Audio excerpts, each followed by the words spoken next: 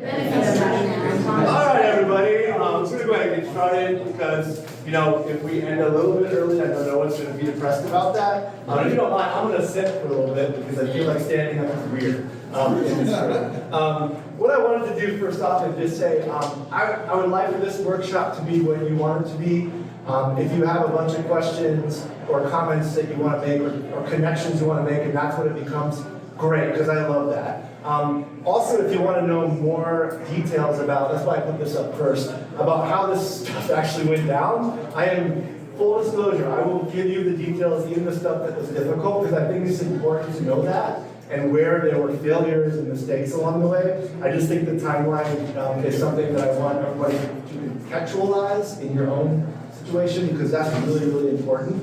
And also keeping in mind that the pandemic was a major driving force in what happened with us, because in 2019 at the end, when we were having these crazy conversations, we didn't know that 2020 and then 21 would happen, right? And then so it forced us in many ways, to be honest, to move faster in the direction that we wanted to go. We had a 5-year plan.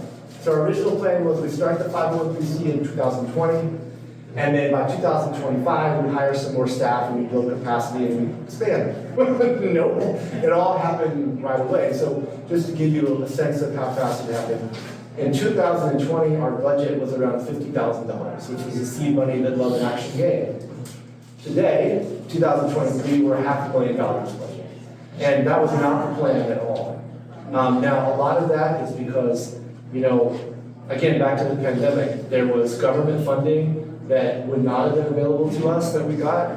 We got federal funding for our healthcare program, and then just some of the elected officials that we work with, like Congresswoman Madeline Dean, Senator Maria Collette, Senator Amanda Capialetti, Representative Nancy Gens, their support was incredible. I mean, like as an ordained clergy person, I've worked with elected officials quite a lot, but I've never received so much support as we have. So I gotta say that too, that we had behind us people who were connected in the community and really supporting us, as well as some interfaith partners. But anyway, hey.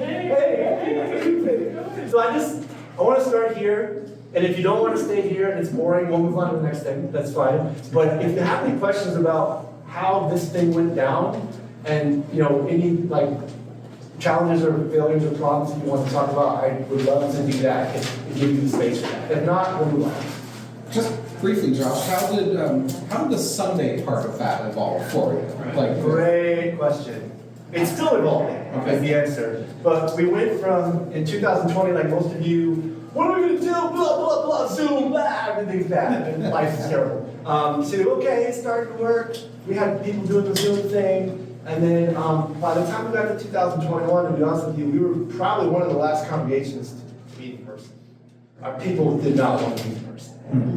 So we had this back and forth of safety. A lot of our folk are already marginalized. And so to go back in person was not going to happen. So most of 2021 we didn't meet in person. The only stuff we did in person was our outreach to the families that we work with in Bucksmont, where we do a food distribution. So everybody showed up for that. It was outside. So we got to 2022, started to meet in person again. I don't know, should I close that door? Yeah. I was just going to ask him to wait.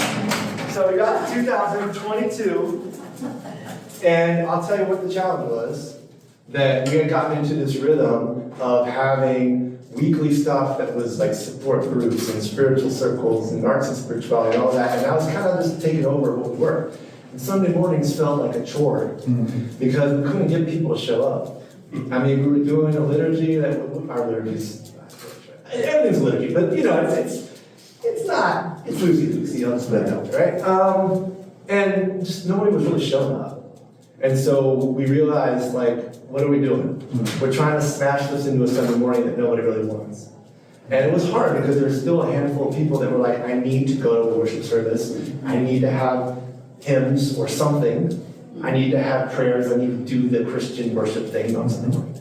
And so, to be honest, way back in 2021, I encouraged members of our congregation to go to other ECC congregations. And I still do. And they still are. And I'm happy about it. Like Glenside UCC, love them. Yeah, love Glenside. And I think that is where we've come to now, is that we are not a Sunday worshiping company. And we're not going to promote ourselves as such. We're going to say, go worship at Glenside, go worship at Levittown, go to TAP, go to places where you can find and get what you need in the community. But here's what we're going to do, because this is what we know is a need for our folks who may identify as non-religious or who really are triggered and marginalized by a worship experience, no matter how well you do it. We said this, I love this person so much. She's like 23, and she would say to me every Sunday, Josh, I love the music that you do, and the band, and it's so great, and every song triggers. And it's not your fault, Josh. It's not your fault. It's just every song triggers. Thanks for letting me. That's great. Yeah, I think we're great question. Jeff, I wanted to ask you two things. One is, when you said that before, when you talked about the things that triggered people in the building itself, and I just wondered if I could pick your brain a little bit about that, like what that looks like, what's that like. And the other thing is, I'm interested that your position became part-time, and I'm trying to figure out how that worked out with all the stuff you're doing. That's a good one, seriously. Yeah, so first, the whole triggering stuff in Yeah. church building. We actually did a walkthrough. This is at an old building in Warminster. Okay. We literally did a physical walkthrough of every space. Christian ed spaces, meeting And who spaces. did it? Just The whole congregation. Okay. We're not huge. We never were more than like 75 members. And I don't exaggerate. I mean, those actual people showed up and did stuff. Right.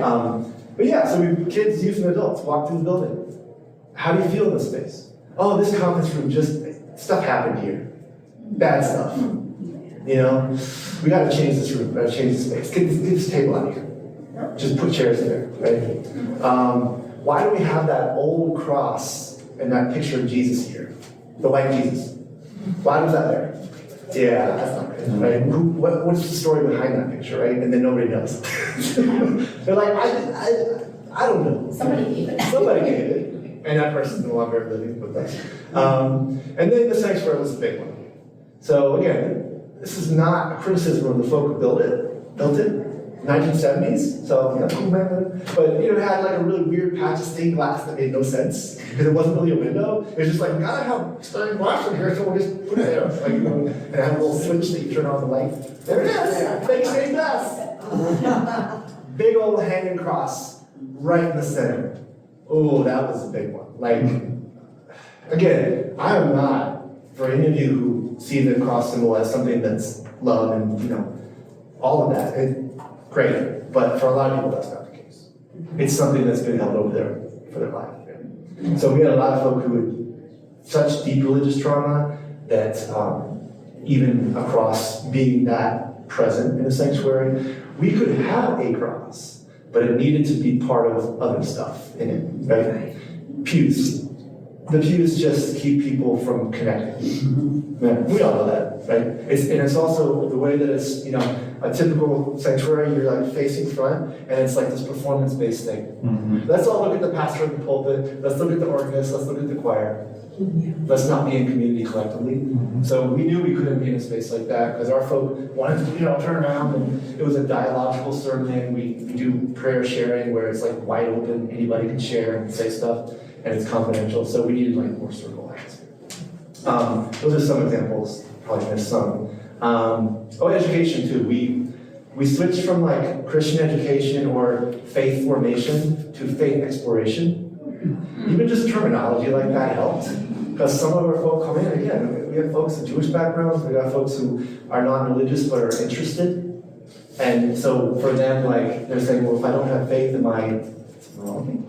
Right? If I want to explore it, but I don't have it. That kind of thing, right? Little things like that. And then the other question you asked was about how did we move from me being full-time as pastor to part-time and full-time with WPPA? That was me. I didn't tell the story because I forgot and didn't have time, but that was back in 2021. I looked at the financial situation, and I looked at how the Welcome Project was growing, and how many people we were serving and impacting, and how Love in Action folks, pretty much 100% of them have transitioned to WIPA. So our board of directors of the Welcome Project will always have Love and Action people on the board. And the people on our board are community members plus Love and Action people who have been served by our programs. So basically, it's been that kind of transition. But money-wise, I was like, we're not going down the same path like before. You can't pay a full-time pastor. You just can't. You never have. You've always had to use some type of fancy reserve fund or some rainy day thing just to even pay my salary. So let's not do this anymore. You know what I mean? And it's candidly, it's hard to do that. And I will not lie. I don't have money. So when I did that, the only reason I could do that is because at the time my partner was working, and then also the Welcome Project PA's board was going to be able to supplement my income. So I got it back. So essentially I am full-time salary position at this point, right? And I'm even going lower. I'm not saying Love and Action pay me quarter time or less.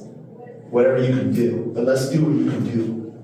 Because I think, again, it's not for everybody, but our congregation never tithed. We didn't have that. You know, we relied on things like grants and community stuff. So it just makes sense to say, hey, I can't expect to bleed dry a group of people that doesn't have the funds. But they want to be supportive in their own way. I'd like to back up to how your conversation initially started on becoming L&A. You said there were difficult Yeah, oh, thank you for asking that. I want to hear about that, because it's got to be gritty, right? Yes, Okay. thank you for asking that question.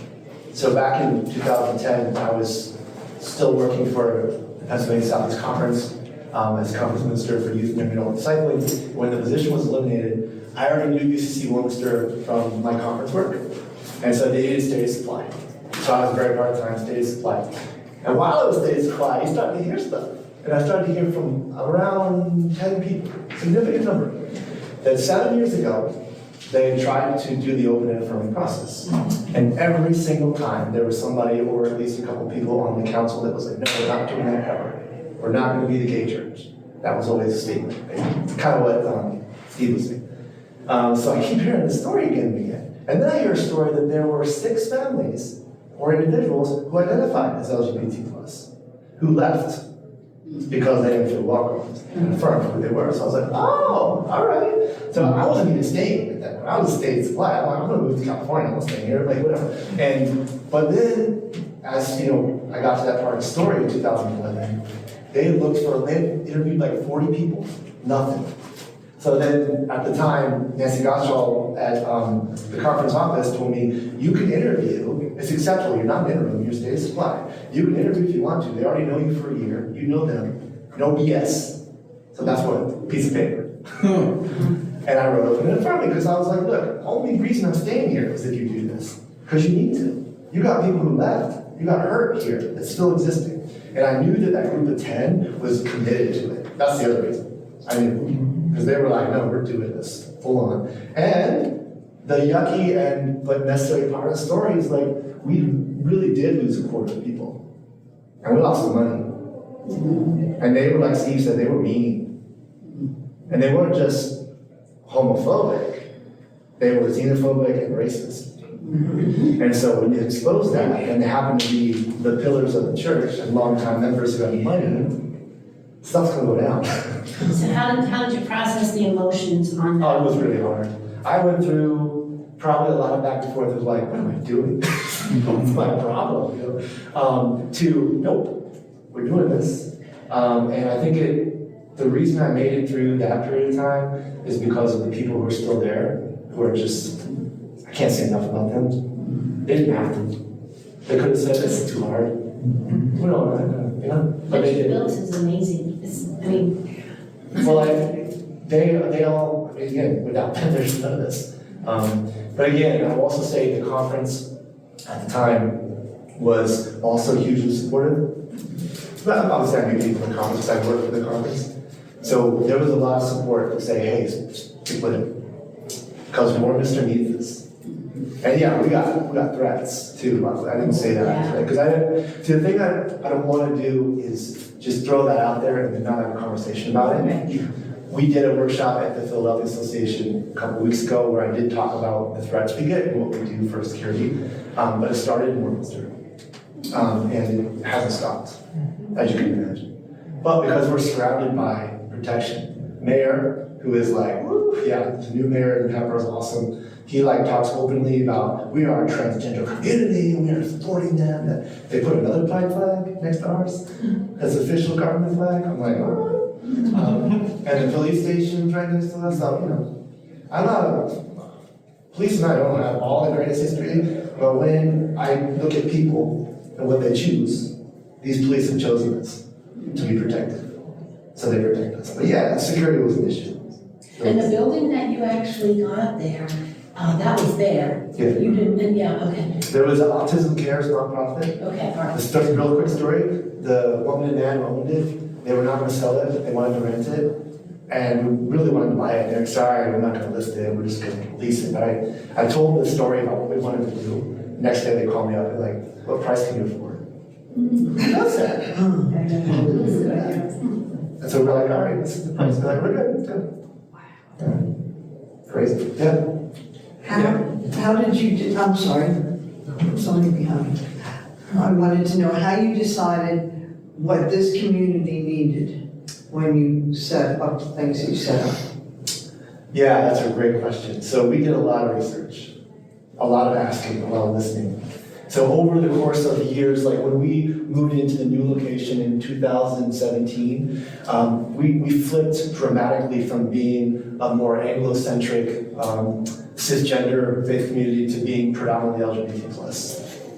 And families who spoke other languages, et cetera, and even multi-religious families. So when that happened, it kind of just, by default, you start to learn what people need. And what we're hearing again and again is, I don't need another Protestant church. We've got in Hatboro, right down the street, we've got like 8 in a row. And we know them all, and we're doing stuff with them. It's good, Lutherans, Methodists, whatever. But they're like, we don't need that. We need a place where, when there are no kids, I can drop an F-bomb when I'm sharing in prayer time, and people are okay with that. And I won't do it all the time, but it might slip out. But I need to feel like I can do that. And I need to have a space where the music is for therapy and not for doctrine. So we're not going to choose the music by lyric. We're going to choose it by therapeutic value.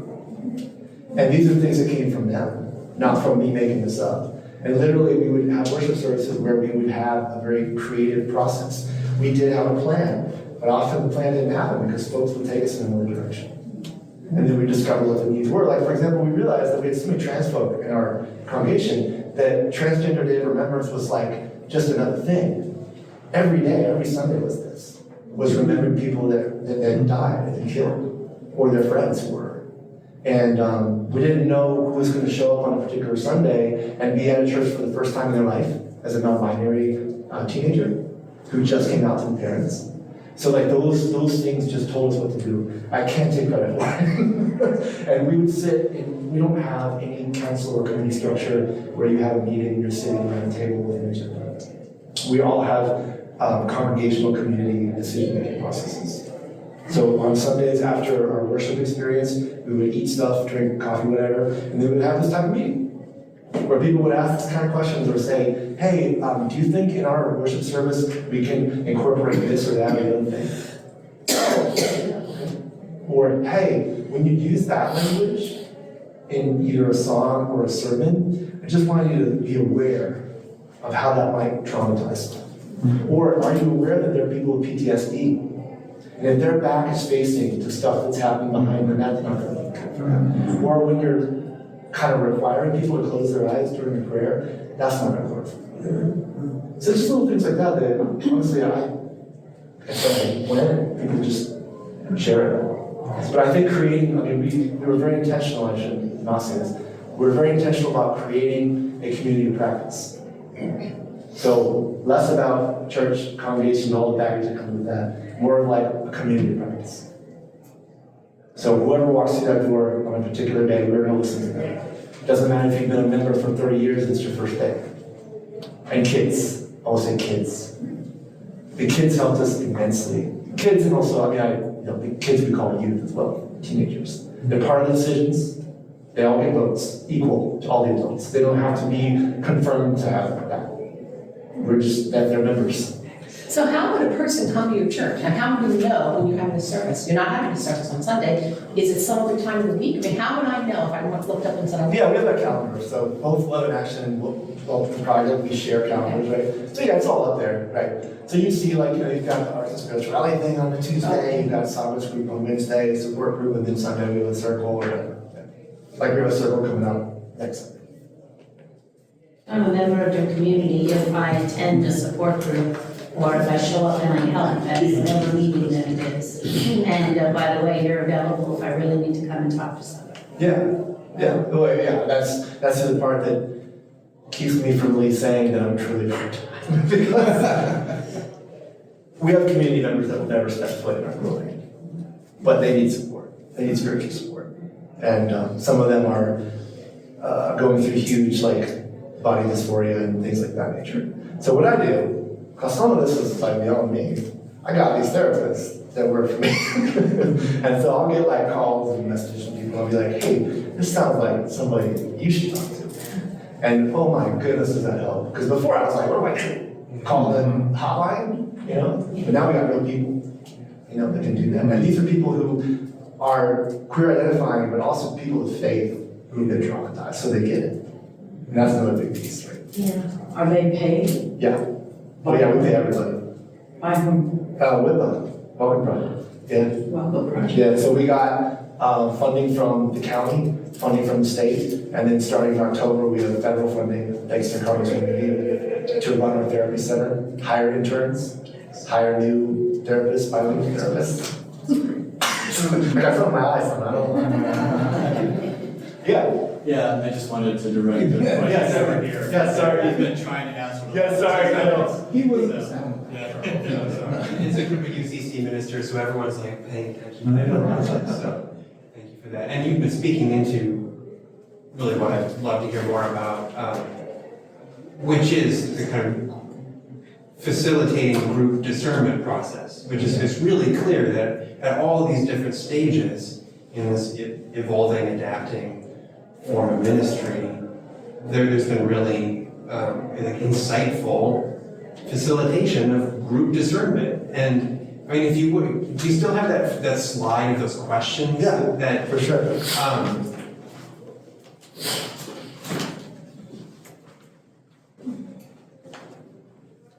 Yeah, so I just love to hear you. These questions. Yeah. Speak more to when and with whom and how have you guided folks through these questions and what else? That's an awesome question. So this would be a 6-year thing, right? So this represents that whole journey. And then related to that, so I used to work for Interfaith Philadelphia on their staff, and part of I'm so grateful for that time, and when we started to do these civil conversations events with them, and I got trained to do those, that really helped me to say, why am I not doing this in my church, right? So we hosted a civil conversations event. It was amazing. It was the intersection of LGBT plus identity and faith. And we had a Hindu lawyer who identified as gay. We had a Baptist Christian who identified as gay. And we had a transgender Jewish rabbi.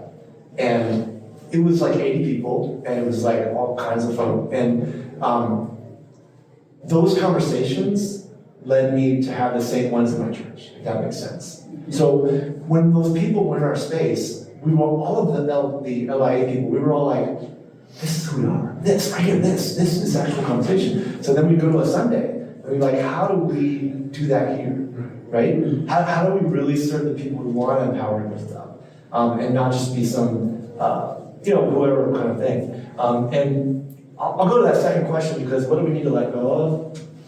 I would emphasize this ongoing even today. I still have challenges. I still have folk in my community who I love, and they love me, don't get me wrong, but they fight me still. Because they're I miss this. I miss when you preached a sermon, a full-on sermon, I like the dialogue stuff, but I miss your sermons. Now, when you go to my blog, that's not the same, right? So I think for me, to be honest with you, this is the 6-year journey, but the process is these questions are ongoing and we keep going back to them. So I hold this always with me, and so when I'm in a meeting, we're going to be having a congregational meeting soon, I take these questions with me and I ask them again. And what we're doing now is we're saying, what are we afraid of? Because I think there is a fear that, and it's been this way for 6 years, every year it's the same conversation. What if Love in Action doesn't exist? What if the Welcome Project becomes Love in Action, right? All the stuff that Love in Action is and was becomes that. And so that's a great question. It's a courageous question. Because it could happen one day, right? But what does it really mean? And that's the conversation we're having now. Because right now, Love in Action still does have a place, I think, as a place and a purpose. But you can't assume that's always going to be true. So, I mean, even like I mentioned other churches, like I'm in conversation with other ECC congregations about, hey, maybe we partner. Not maybe. How do we partner, right? If you all do a worship service with awesome technology, which we never were going to do, maybe we partner, right? Because we're not going to do that. But you can't do some of the stuff we do, so maybe you can help with the queer prom, because we need volunteers for that. Right?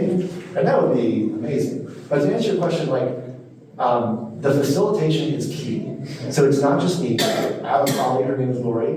Lori began as our music minister, but Lori has a therapeutic degree and trauma informed. So Lori does music for the sake of dealing with trauma. And so Lori will co-facilitate with me. And so whether it's a small group or the larger group, we're both there. And that's really important because Lori has a skill I don't have. She can see when somebody's cycling. And she can say, hey, we're not doing that right now. We're gonna be okay. We're gonna be okay, right? And I can continue to facilitate. Because otherwise, because we've had that happen a lot.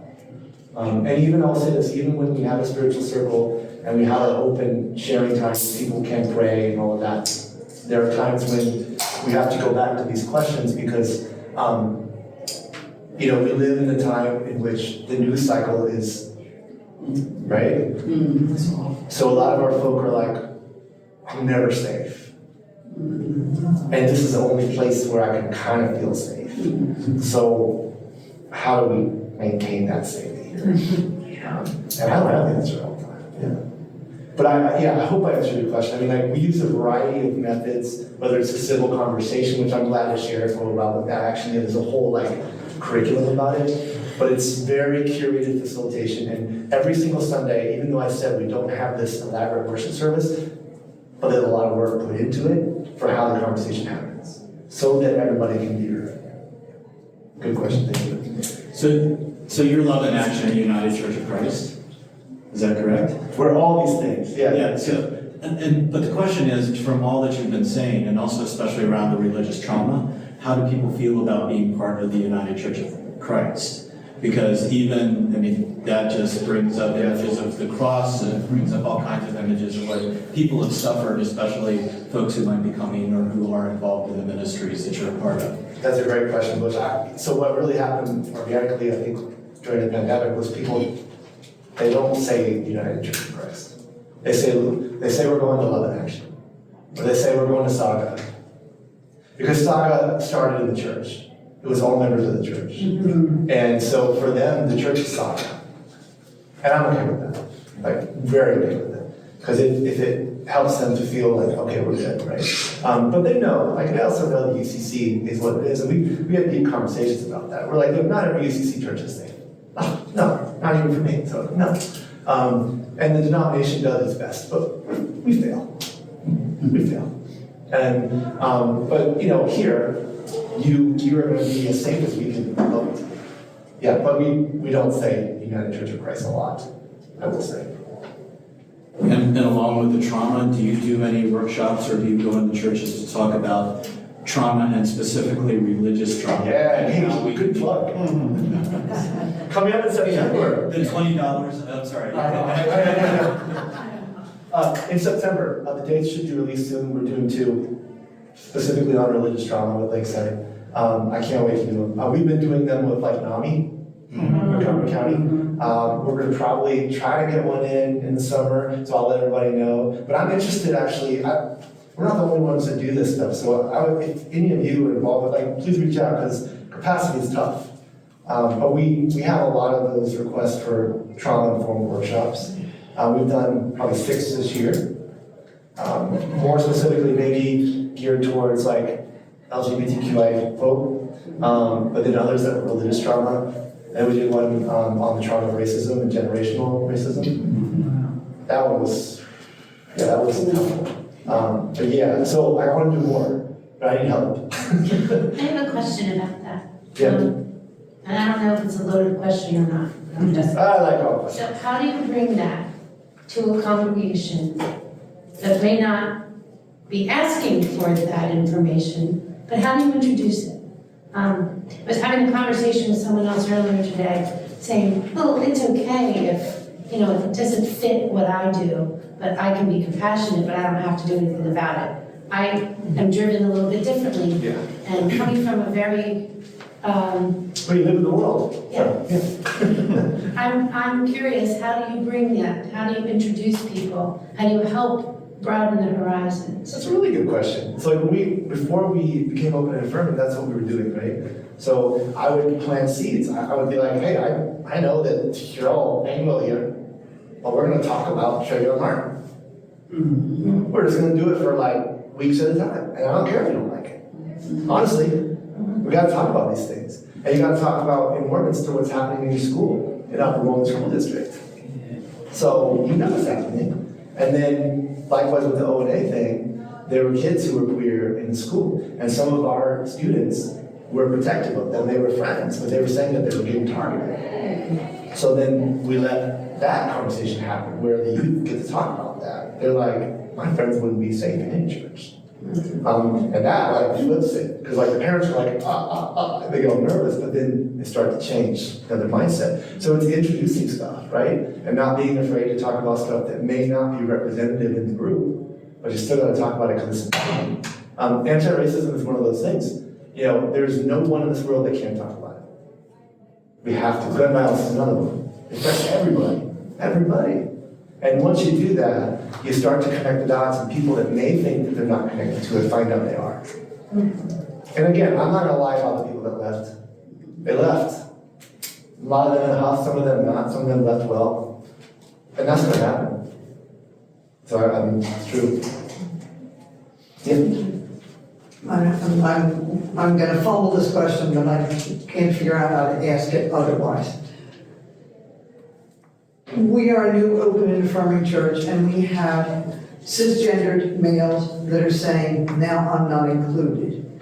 Or do you have cisgendered heterosexuals in your church community? And in your broader spectrum, what is the role of an ally? Oh. That was a big, really good question. I gave him an answer, but I wanted to how that line to make sure the congregation knows still everybody's included, even though we're putting a spotlight on LGBT. You know what I'm gonna do? I can answer that question, but we have a lot of people in this room that can also answer it. So if there's somebody who would also like to speak to that, please do. I don't want to be the only one. I actually would like to offer that when I was in seminary, it's the Lutheran seminary, and the Lutherans approved an alternate roster for gay and lesbian pastors at that time. And in my preaching class, a young man got up, and he was gay, and he could now be rostered and be called to churches that would use that alternative roster. And he wept because he said, I don't want anybody out there to feel as outside the church as I was before this roster existed. So, I mean, that story to me captures that the goal is not to push other people out to make room, but to just keep opening your arms wider and wider. And the people who have been accepted probably have had experiences where they didn't feel accepted because of something else. They were short, they were fat, they were old, whatever. You know, they were bald, I don't know. So that could be something triggering them. But the idea is that you've been here all along. Now you have a central role in trying to welcome these people. And that's exactly what I said to the person that said it. And the fact that he was a male nurse gave me that spot where he was excluded and looked at differently. I'm just saying, if you have a congregation that has all kinds, how do you meet the needs of, I guess this is same as having two kids and meeting. I answer my own question, yes? Well, I mean, what I would directly say is, because I'm just direct when it comes to these things, I'd be like, so what about me? Am I excluded? How come I've been so included? Since I was 7 years old, I've been part of the queer community because they invited me in. So why is that? There's no exclusion there, right? There isn't. It's a made up No, and that's thing, how I right? answered. Right. I mean, because we had, when Saga Community Center started to be the biggest group in the church, there were a handful of people saying the exact same thing. But whether they identified as male or female didn't matter, but they were just like, they're taking over. We're becoming the queer church. I'm like, yay, yes! The inclusive church. But they had to struggle with that. Because, they're dealing also with white fragility in Toxic City, right? There, you have to just say it, right? And to their credit, they came around. But they had to be uncomfortable. And I know that's something people don't like in churches. But it's the only way you change things. So how do allies fit into your? Without allies, you don't do it. I mean, you gotta have allies. The thing is, we do ally trainings, right, all the time in churches. And number one thing I say is, Because I've been to an organization that was helping marginalized trans kids. And I was sent an invitation to their Zoom meeting. I went to it and they said, we don't want you. I was excluded this time. And I want to know, if I go to your community center, am I going to be shown the door? well, I have no idea about the context of the thing you were saying, but if you're invited to a space, it's different, right? So for example, our support groups that are transgender and non-binary, they're for those communities, right? I don't go to any of them. I work with the facilitators and they're part of our staff, but I never go to any of the support groups, ever, and I won't, because that's their space. And that needs to happen.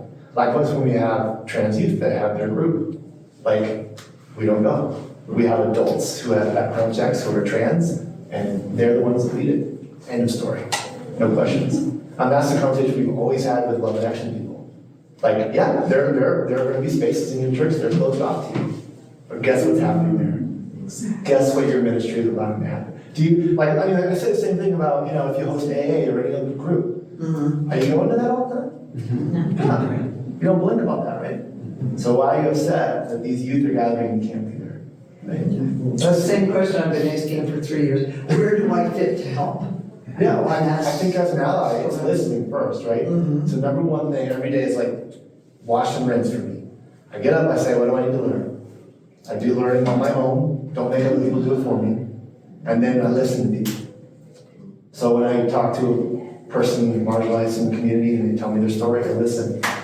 And I say, well, how can I be an ally in this situation? And if I can't, I try to find somebody else who can. As soon as I'm not able, right? It's every day is like that. None of us ever arrive as allies.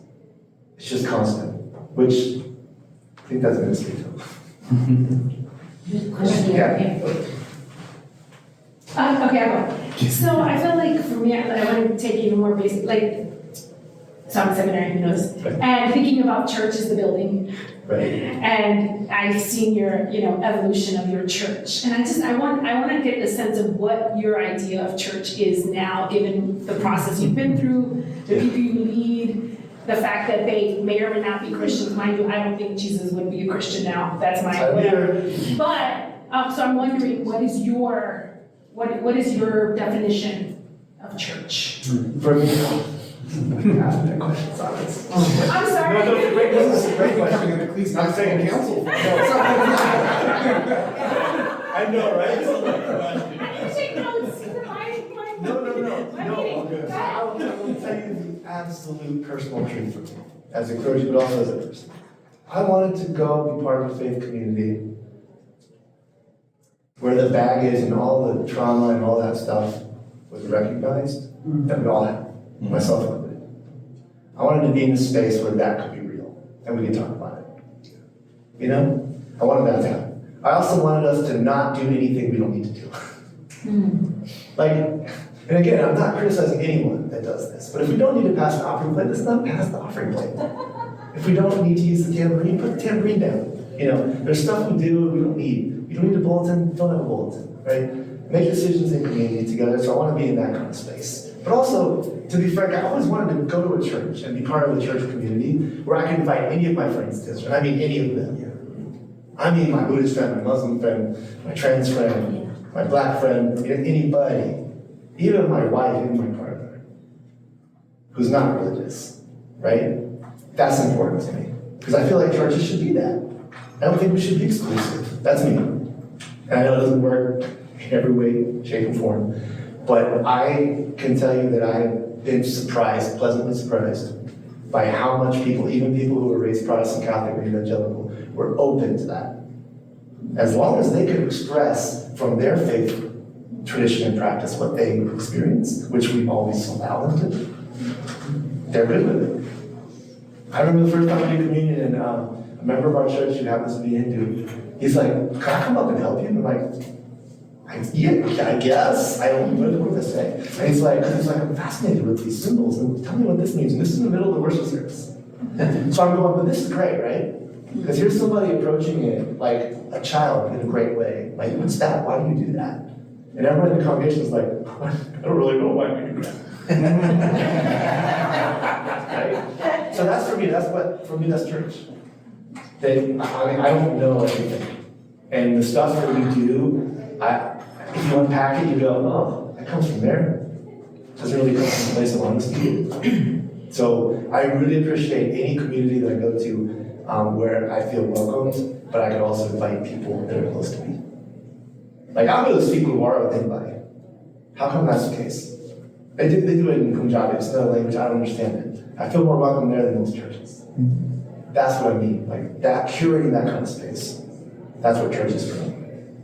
Because, I've been in the church my whole life, good and bad, PK, so all that baggage there. But very few times have I ever been in a church where I felt that. And I thought, let's give it a shot. Maybe it'll fail. And that's what we're still doing. Thank you. Other comments, questions? Eggs, you went through this whole. Yeah. So I'm thinking about that question of what to do with the straight, white, cisgender men who are uncomfortable. And I'm wondering if the pastoral response to them isn't to say, "You're welcome to find another church, because you can go down the street to whichever the next church is and be welcome there with open arms and not feel uncomfortable. So if you want to stay here, maybe be uncomfortable and be okay with not being centered, because any of the queer community is not going to be welcomed at any of it, cannot do the same thing and walk down the street to any other church." And that's pretty much what happened in most cases. Yeah, thank you for bringing that up. But sometimes we have to be, we have to let our ego go as clergy, and be like, yeah, some people need to go to that place. And I think that's what you get at with those questions is, who is it that we're serving and empowering? Are we serving the same people who could get that elsewhere? Or are we centering and empowering the people who are not usually centered and empowered? Absolutely. Thank you. Yeah. As a, straight white cis male, Christian, middle class, jackpot, genetic lottery. My big struggle with that, coming out of a very patriarchal fundamentalist Christian upbringing, was learning how to accept responsibility without accepting the blame. So what I always think of is that when we bought our first house 10 years ago, the bathroom had shag carpeting. I don't know what the original color of the shag carpet was. It was glued to the tile. Probably has been there for decades. In the bathroom. I am not responsible. I did not do that. No one should ever do Frank Wasik did that himself, I imagine. But it's my house and now I'm responsible for it. Right? I don't have the blame, but I have the responsibility. And so I approach the world hey, I did not do this awful oppressive thing, but I hold responsibility for it. And I think that disarmed me in a way, that I have seen it also disarm other very privileged people. That like, that rubbing point seems to be, people get defensive because they feel like, well, I didn't do anything wrong, why should I go to my room? I'm not a bad boy. But like, okay, you're not a bad boy, but can you help? Right. Can you please help? That's a great, have you read the book Cast? No. Okay, I highly suggest reading this book. You just said something that she says in the book. Oh, wonderful. She says, we're living in this country called the United States, which was built on slavery. We're living in this house. So she uses the metaphor of house. She says the house, the foundations are putrid. Mold is growing there, there's death, it's all kinds of things, right? And you didn't build the house. None of us right now today built that house. We never probably would have chosen that foundation, most of us, right? In our right mind, ever. But we live in the house. We're responsible for that house. So what are we gonna do about it? What are we gonna do about the mold? What are we gonna do about the foundations, the cracking, the walls, everything? It's a great metaphor. And yes, like when we walked through that book together, our anti-racism group for about 6 months, and powerful stuff, that metaphor, because then, like you said, it's disarming to people with privilege. Because we go, okay, I'm not gonna be all depressed about it anymore and blame myself and do nothing, because I'm living in the house. All right, we can do something about that. Yeah. Right, thank you for bringing that up. I forgot the author's name, I should remember this. Somebody will do it. Yes, Wilkerson, thank you. Okay. I knew somebody smarter than I could remember. Yeah. Another metaphor I heard was a white guy standing on the tabletop and everybody else is sitting around the table. And they're inviting him to come off the table and yeah. join them. Yeah, that's a good metaphor. Yes? I just wanted to say, like, when I interim, and I always interim teeny tiny struggling about to die churches with buildings, and what are we gonna do, and they're lacking in vision and mission, and I always say to them, this is the church dying, and the spirituality center is the church living. And what you did was take this dying church and help them actually do that.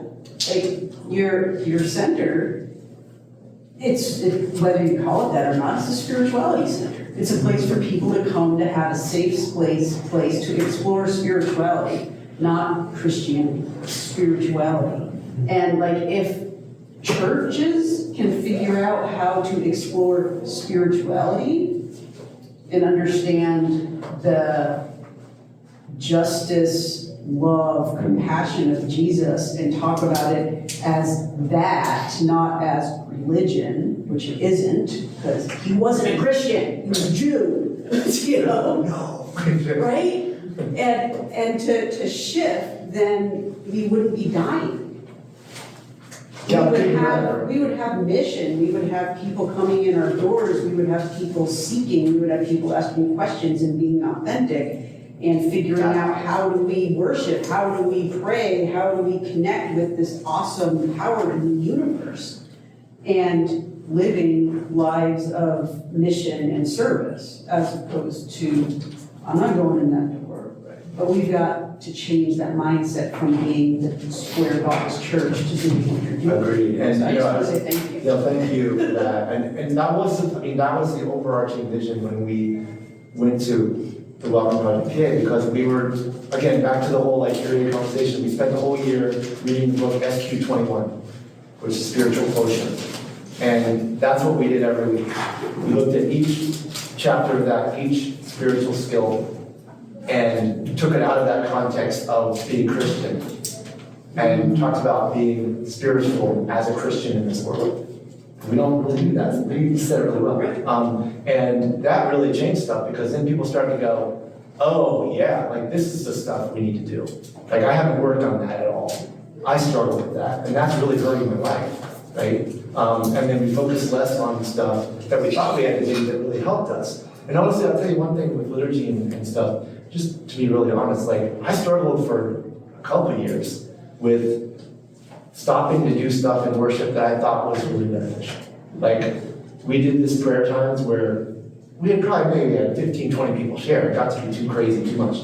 And it was like a cycle. Like, our folk who were really marginalized, really struggling, would come, and it was like every Sunday they'd have this high moment of like sharing, right? And letting it all out and feeling supported and crying and all that, or being angry. But then during the week I hear that they're suicidal again. And then just coming back, and they come back on Sunday. And so for 2 years I was struggling with like, what do we do if we love these people? And we're the space where they're coming to do that. But what we're doing is helping them. And so that's when we were like, they need therapy. But they need therapists or spiritual directors. They need people who have training in trauma. And that's how this happened. Because we were like, these people are coming. They're going to be there. So that's why we have the mental health center. Because Nikki, who you saw in the short clip of the documentary film, who started Saga Community Center, Nikki happens to be a licensed therapist. And so part of her journey with me as a member of Love in Action, founding Saga Community Center, going to Weiner, going to Bryn Mawr, getting her therapy license, and then having this idea, you can start a therapy center. And so we have people that come to Love in Action, and they end with the therapy. We have folks that come to support group and get the group support and therapy. And they come through the church or vice versa. So it's just, that's where we are. And I really appreciate that you got that. Thank you. Josh, go ahead. No, are you sure?